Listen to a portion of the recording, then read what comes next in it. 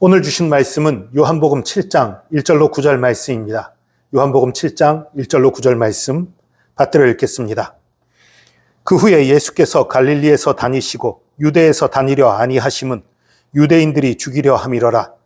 유대인의 명절인 초막절이 가까운지라. 그 형제들이 예수께 이르되 당신이 행하는 일을 제자들도 보게 여기를 떠나 유대로 가소서. 스스로 나타나기를 구하면서 묻혀서 일하는 사람이 없나니 이 일을 행하려 하거든 자신을 세상에 나타내소서 하니, 이는 그 형제들까지도 예수를 믿지 아니함이러라. 예수께서 이르시되 내 때는 아직 이르지 아니하였거니와 너희 때는 늘 준비되어 있느니라. 세상이 너희를 미워하지 아니하되 나를 미워하나니 이는 내가 세상의 일들을 악하다고 증언함이라. 너희는 명절에 올라가라. 내 때가 아직 차지 못하였으니 나는 이 명절에 아직 올라가지 아니하노라. 이 말씀을 하시고 갈릴리에 머물러 계시니라. 아멘. 예수님이 갈릴리에서 다니시고 유대에 다니려고 안 하세요. 이유는 유대인들이 죽이려 하기 때문이에요. 그런데 이런 일이 왜 벌어졌습니까? 예수님이 자신을 생명의 떡이라 말씀하신 후지요. 생명의 떡이라고 말하는 것 자체는 이 보통 사람이 아니라는 거지요. 하나님이 보낸 자라는 거지요. 그리고 직접적으로 언급은 안 됐지만 메시아라는 것이 그 속에는 간접적으로 들어있는 거예요. 유대인들은 그걸 인정을 안 하니까 예수님을 죽이려고 했던 거고요. 그런 상황이니까 아무래도 유대에서 다니지 못하고 갈릴리 근처에서 많이 다니신 거지요. 그런데 이제 명절인 초막절이 가까웠습니다. 유대의 명절에 초막절이 가까우니까 형제들이 예수께 말씀드리는 거예요. 당신의 행하는 일을 제자들도 보게 여기를 떠나 유대로 가소서. 원래 예수님의 살던 곳이 어디입니까? 나사렛이었죠. 근데 여긴 지금 가버나움이에요. 이것으로 봐서 아마 형제들도 그 거처를 가버나움 쪽으로 옮겼던 게 아닌가 싶어요. 그런데 예수님 믿으려고 옮긴 건 아니었던 것 같아요. 형제들도 믿지 않았다고 나와 있지요. 어쨌든 믿지 않으니까, 아니 당신 진짜 형 진짜 메시아면 유대로 가야지 여기서 뭐 하는 거야? 이런 식으로 충동하는 거죠. 그러니까 한마디로 살살 긁는 거예요. 긁는 말을 하는 거예요. 이게 지금 성경에 순화되게 되어 써 있어서 그렇지 이 형제들이 지금 약간씩 비꼬면서 긁는 말을 하는 겁니다. 아니야 메시아라면서 이런 말은 안 했지만 하나님의 일을 한다는 사람이 왜 여기 있어? 유대 가야지. 뭐 긁는 말을 하는 거예요. 근데 거기에 대해서 예수님 말씀하십니다. 내 때는 아직 이르지 아니하였거니와 너희 때는 늘 준비되어 있느니라. 세상의 사람들, 세상의 뜻대로, 세상의 방법으로 살아가는 사람들의 때는 항상이었죠.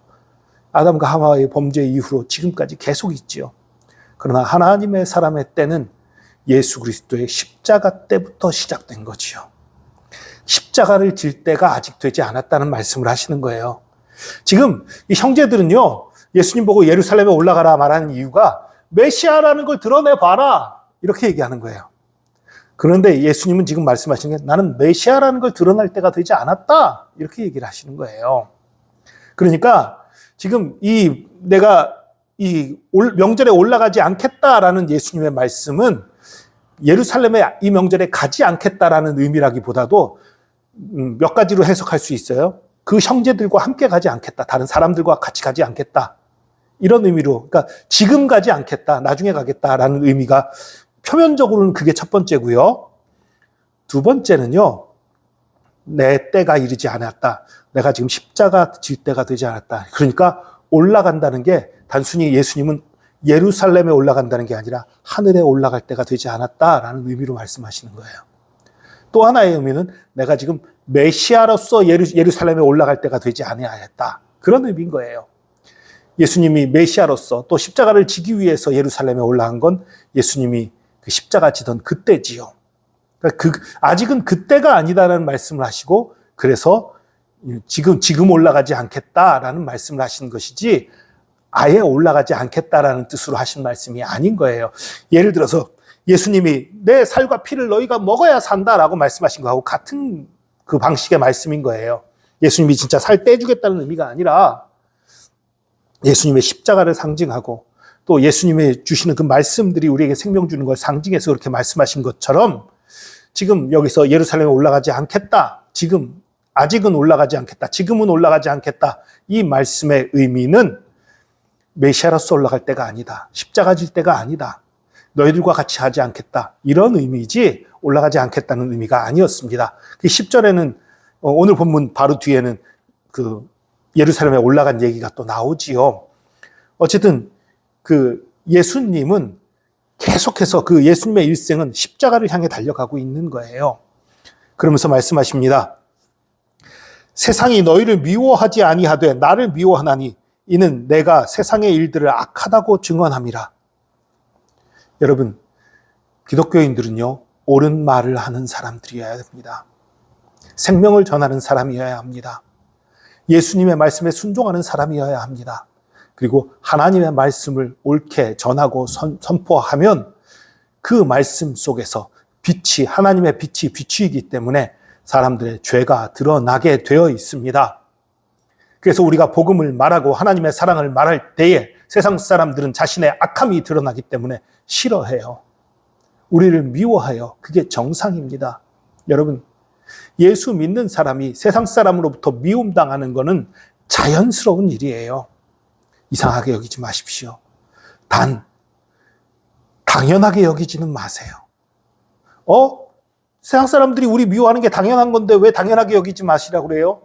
그 무슨 뜻이냐면요. 로마서 12장 18절에 말씀하고 있잖아요. 할 수 있거든 너희로서는 모든 사람과 더불어 화목하라. 여러분, 사람들이 나를 미워하지 않도록 노력은 해야 돼요. 그렇다고 복음을 변개해서는 안 되지요. 복음을 말하지 않고 하나님의 사랑을 말하지 않으면 안 되지요, 그건. 그러나 하나님의 사랑을 말하되 복음을 말하되 최대한 그들과 화목할 수 있도록 노력하는 노력은 우리 가운데 있어야 되는 거예요. 그 노력 자체를 안 하면서 그냥 그들의 잘못에 대해서만 선포하면 이건 싸우자는 얘기밖에 안 되지요. 그리고 그들을 구원할 수 없지요. 서로 미워하고 시기하게만 되면 어떻게 구원의 손길을 내밀 수 있어요? 그들의 잘못을 지적하고 잘못을 드러내더라도 또 사랑 가운데에서 화목하려는 노력이 같이 있어야 되는 거예요. 근데 예수님은 그런 흔적 안 보이는데요. 예수님이 십자가를 지려고 오셨잖아요. 예수님이 바리새인이나 제사장들, 서기관들하고 화목하려는 노력이 안 보여요, 사실. 왜냐하면 그들이 예수님을 십자가에 못 박을 자들이기 때문이지요. 그리고 예수님이 죽으셔야 온 인류를 위한 구원이 이루어지니까 예수님이 그래서 그들과 화목하려는 노력을 하지 않으셨습니다. 그저 하나님의 말씀을 그대로 선포하셨을 뿐이에요. 그러나 우리들은 예수님이 아니잖아요. 예수님의 말씀을 선포해야 되고 예수님의 말씀에 순종해야 되고 예수님의 말씀을 증거해야 되지만 또한 수많은 사람과 가능하면 화목하려는 노력이 있어야 하는 거예요. 같은 말을 하더라도 기분 덜 나쁘게 말할 수 있잖아요. 그렇다고 말씀을 왜곡하면 안 되지요. 기분 덜 나쁘라고 말씀을 왜곡해서는 안 되지만 왜곡하지 않는 가운데 가능하면 기분 나쁘지 않도록 가능하면 화목할 수 있도록 하는 노력은 우리에게는 있어야 하는 거예요.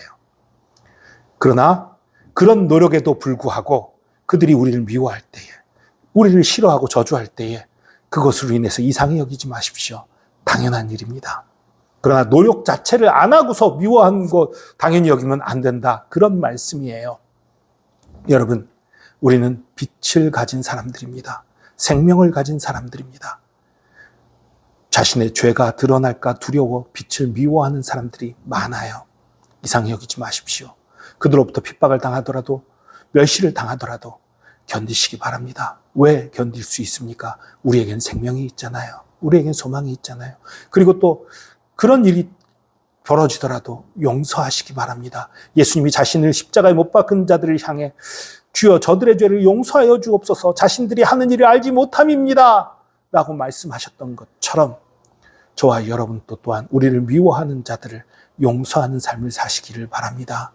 그들을 살리기 위한 삶, 그들을 주님께로 인도하기 위한 삶을 사는 저와 여러분 되기를 축복합니다. 기도하겠습니다. 주님, 우리가 빛과 소금의 역할로 이 땅을 살아가기 원합니다.